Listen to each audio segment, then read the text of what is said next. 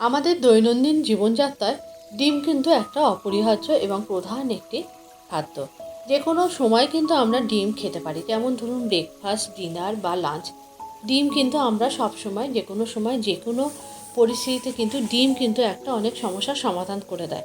কিছু না থাকলেও একটু রুটির সাথে ডিম ভাজাও খাওয়া যায়, বা গরম ভাতের সাথে একটা ডিমের অমলেট বা ডিম আলু সেদ্ধ হলেও কিন্তু এক থালা ভাত খেয়ে নেওয়া যায়। শুধু তাই না, রাতের ডিনারে বা যারা ওয়েট লস জার্নিতে আছেন বা কোনো ডায়েট চার্ট মেনটেন করে চলছেন, তারাও কিন্তু এই ডিমটা কিন্তু তাদের খাদ্য তালিকায় রাখেন। আজকে আপনাদের সাথে শেয়ার করব ডিমেরই একটা সুন্দর রেসিপি। এর নাম হলো ডিম বেরেস্তা। ডিম বেরেস্তার নামটা শুনে বুঝতেই পারছেন যে বেরেস্তার একটা ব্যবহার এই ডিমের তরকারিটার মধ্যে আছে। প্রথমেই আমি পেঁয়াজ, আদা, রসুনে ভালো করে খোসা ছাড়িয়ে নিয়েছি।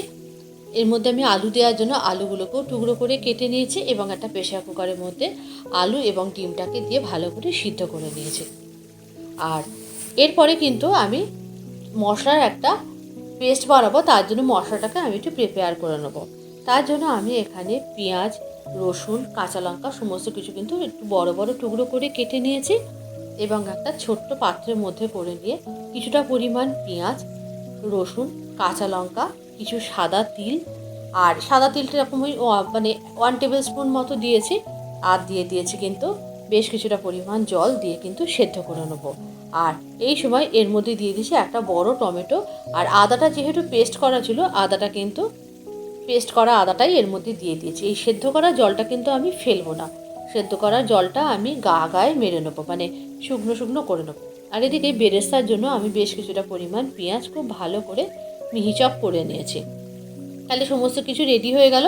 এদিকে কিন্তু দেখুন এই মশলাটা সেদ্ধ হয়ে গেছে। মশলা কিন্তু সিদ্ধ জলটা আমি ফেলিনি, সমস্তটা গায়ে শুকিয়ে নিয়েছি। নেওয়ার পর আমি কিন্তু একটা মিক্সার জারের মধ্যে দিয়ে ভালো করে মিহি পেস্ট করে নিয়েছি। গ্যাসের ওপর একটা কড়া বসিয়ে দিয়েছি, তার মধ্যে দিয়ে দিয়েছি পর্যাপ্ত পরিমাণে সর্ষের তেল। তেলটা একটু বেশি দিলে খেতে ভালো লাগবে, তবে তেলটা আপনারা আপনাদের পরিমাণ মতো দেবেন। প্রথমে আমি পেঁয়াজের বেরেস্তাটা করে নেব। এই পেঁয়াজ বেরেস্তাটা ভেজে নেওয়ার জন্য কড়াইতে আমি অল্প করে তেল দিয়ে প্রথমে আমি কিন্তু এই সর্ষের তেলের মধ্যে এই পেঁয়াজটাকে দিয়ে বেশ লাল লাল করে ভেজে নিয়েছি। পেঁয়াজটা যেন পুড়ে না যায়, খুব বেশি পুড়ে গেলে না তখন একটু তিতকুটে ব্যাপার চলে আসে, সেই জন্য পেঁয়াজটা বেশ গোল্ডেন ব্রাউনের থেকে আর একটু বেশি ভাজা হলে পেঁয়াজটাকে তুলে আমি একটা আলাদা পাত্রে রেখে দিয়েছি। এরপরে কড়াইতে থাকা তেলের মধ্যে কিন্তু আমি একে একে ডিমগুলোকে একটু নুন, হলুদ আর একটু কাশ্মীরি রেড চিলি পাউডার দিয়ে কিন্তু বেশ ভেজে নেবো। এই কাশ্মীরি রেড চিলি পাউডার আর হলুদ দিয়ে যদি ডিমটা ভাজা যায়, ডিমের কিন্তু একটা অসম্ভব সুন্দর কালার আসে। সেই কালারটাই কিন্তু আমি আনতে চাইছি। সেই জন্যই কিন্তু আমি হলুদ এবং শুকনো লঙ্কা গুঁড়ো, এই মানে কাশ্মীরি রেড চিলি পাউডারের গুঁড়ো কিন্তু এই তেলের ওপরে দিয়ে ডিমগুলোকে বেশ লাল লাল করে ভেজে তুলে নেবো। ডিমগুলোকে ভেজে তুলে নেওয়ার পরে কিন্তু আমি আসল রান্নায় চলে যাব। ডিমগুলো কিন্তু বেশ লাল লাল করেই ভাজতে হবে। ডিমগুলো হালকা করে ভাজলে কিন্তু ডিমের সেরকম টেস্ট হবে না। মানে আমি আবার খুব শক্ত করে ভাজতে পারছি না, মানে খুব বেশি ভাজলে আবার ডিমের গাটা শক্ত হয়ে যায়। ডিমটা ভালো করে ভেজে নেওয়ার পর যে মশলার পেস্টটা তৈরি করেছিলাম, সেই মশলার পেস্টটা কিন্তু এই তেলের মধ্যে দিয়ে দেবো। এই সময় যদি প্রয়োজন হয় একটু তেল অ্যাড করবেন। আর স্বাদ অনুযায়ী দিয়ে দিয়েছি নুন এবং হলুদ, এবং দিয়ে দিয়েছি একটু ভালো কালারের জন্য কাশ্মীরি রেড চিলি পাউডার। সমস্ত কিছু কিন্তু খুব ভালো করে মশলার মধ্যে দিয়ে একটু নাড়াচাড়া করতে হবে। এই সময় দিয়ে দিয়েছি একটু জিরে গুঁড়ো, একটু ধনে গুঁড়ো দিয়ে মশলাটা কিন্তু খুব ভালো করে কষিয়ে নিতে হবে। আর দিয়ে দিয়েছি কিন্তু অল্প একটু গরম মশলার গুঁড়ো। মশলাটা অ্যাকচুয়ালি মশলাটা তো সিদ্ধই আছে, খুব একটা বেশি করে কষানোর দরকার নেই।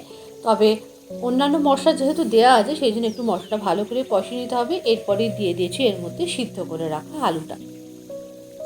আলুটা দিয়ে কিন্তু আর বেশিক্ষণ নাড়াচাড়া করার দরকার নেই, যেহেতু আলুটা সিদ্ধ করা। তারপরে এর মধ্যে দিয়ে দিয়েছি বেশ কিছুটা পরিমাণ গরম জল। যতটা আপনারা গ্রেভি রাখবেন সেই হিসাবে আপনারা জলটা দেবেন। তারপরে দিয়ে দিয়েছি ভেজে রাখা ডিমটা, আর একটু শুকিয়ে গেলে কিন্তু নামিয়ে নিয়েছি এই ডিমের ঝোলটা।